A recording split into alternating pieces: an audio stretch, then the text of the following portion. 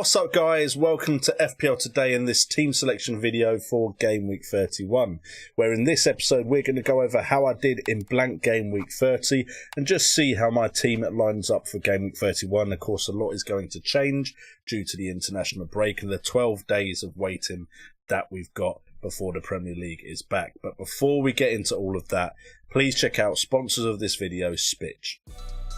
SPITCH is the ultimate fantasy football manager game that's just hit the market. This game is available for those of you in the UK and Ireland, for everyone over 18 years of age.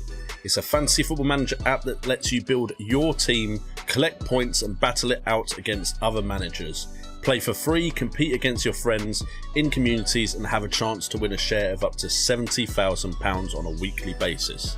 That's right, there are weekly competitions, not just season ones, so every game week matters all season long. Various competitions are available on different pitches, and once again there are free games to play. Click on the top link in the description and download the app for free, and let's get back to the video. Thank you to SPITCH so much for sponsoring the channel this year so far. Their support has been greatly appreciated. And also in the comments down below, please get your questions in, so I've got some content to make for you guys over this long international break. I will answer any and all questions in videos that you guys get to me, so get involved down below in the comments. And let's see how we did in Blank Game Week 30. So as you can see, we had some shocking players not start in Game Week 30 that potentially hurt us as far as the point potential we could have got. However, overall, you can see that we didn't drop by too much in ranking. We were 42,239th when the game started. Now we're 42,896. So we pretty much held our position, which isn't too bad considering we didn't use the free hit. As far as the transfers in, we brought in Hwang Hee-chan up front, and then of course he didn't start, which isn't fantastic. We could have potentially gone somewhere else with that transfer, so he didn't do that amazing for us. But we did bring in Harvey Barnes, who did get an assist. Unfortunately, James Maddison went and got a goal, so Maddison would have been the better option there. But to be honest, it was between Barnes and Kulusevski for me, and Barnes did, of course, do better than Kulusevski. We did captain Son, which did turn out to be the best player we could captain for this game week. I was slightly concerned that Saka might have been the better option there. Of course, Saka did get 11 points, but Son got 15. So, overall, I suppose I can't be too upset with this game week. The only thing that potentially I could have done different is I could have brought in someone like Luke Ayling for one of my defenders, and that would have been a very nice return indeed. So we can't complain, we've held rank, but how does our team line up for Game Week 31? So as you can see, we start off in goal with Dubravka. I don't know the details of Ramsdale's injury just yet. Ramsdale does have what I see as a better fixture with Crystal Palace away than Dubravka's Tottenham, but I don't mind having to play Dubravka if I have to. We've got Robertson with Watford at home. We've got Tierney with Crystal Palace away, like Ramsdale if he does come into the side, and Davies with Newcastle at home. Now Davies, we ideally want to get some clean sheet points from Spurs because it's not been happening recently. He could be a player on the way out. Moving on to the midfield, Salah should hopefully be back. He will be the captain with Watford at home. We've got Coutinho with Wolves away. Son with Newcastle at home, who has the vice-captaincy armband at the moment. Barnes with Man United away, which isn't a terrible fixture because Man United might not show up and Barnes could do some damage hopefully in that one. We've got Saka with Crystal Palace away. Saka has looked incredible recently, so happy to have brought him in. Then up front we have a double game week player with Weghorst. Man City at home, not the best fixture at all, but Everton at home. Everton could be there for the taking, and it is a massive game for Burnley, so they're going to want to do something in this one. And then Adams against Leeds for Southampton. Hopefully we can get some points from the Southampton boys. Hopefully we haven't missed Southampton's purple patch.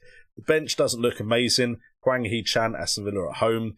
We might need to change that, let's be fair. And Kilman, Aston Villa at home. He missed another game for some reason in Game Week 30, I don't know why. And then of course there is the issue with Trent Alexander-Arnold. It seems like he could be out for some amount of weeks. I don't know the exact details, so we will be looking into that to decide if we need to move Trent on, potentially to another Liverpool defender if we want to go with a double up on Liverpool defence.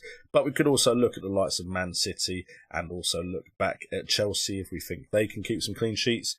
I don't really think there is many other great options. We could maybe go for a cheap defender because there is one glaring omission from my side currently, which is Harry Kane. And Harry Kane alone may be the reason that I consider my wildcard this international break, just because the form Harry Kane's in, I feel like I need to get him in. Now, we could downgrade Son and use that cash to maybe bring in the Kane, but Son hasn't been terrible either, so potentially it could be Salah, Son and Kane in my side. I've got to decide if that's something I'm willing to do, and I would have to, of course, go cheaper elsewhere in my side to manage to facilitate that. And the easiest way to facilitate that would be my wildcard. So who knows? Maybe a wildcard video this international break. And finally, we look at the fixture list. And as we can see, Burnley now sit atop of the table as far as fixtures are concerned. That Everton game in a double game week does look very tasty. They also have a double game week in 33. We do know that other teams have double game weeks in 33. Or single game weeks, depending on the FA Cup fixtures, of course, which are happening right now. So maybe another video over the fixtures is due as well during the international break. But maybe we use the wildcard to plan for game week 33. We have a free hit, of course, to use as well. So maybe we plan it for a little bit later, the team. But game week 33 seems like a game week potentially that we could attack, purely because at least every team will likely still have something to play for in game week 33, and maybe we go with the bench boost in that one. But things to consider, and hopefully plenty of videos to be made over this international break due to all of this planning. With that being said, guys, if you want to stay up to date with my videos, you know what to do. Please hit that like button, subscribe, and hit that notification bell so you're updated every time I upload. Also get involved in the comments down below, and also check out sponsors of the video, SPITCH. Thank you so much to them for the support, and thank you to you guys for the support as well. Hopefully you have a nice international break. I've got a wedding to go to the weekend when there's no Premier League, so at least my mate has planned his wedding around the Premier League fixture table, so thank you to him. I've been JNO, this has been FPL Today, and remember, it's all about the game.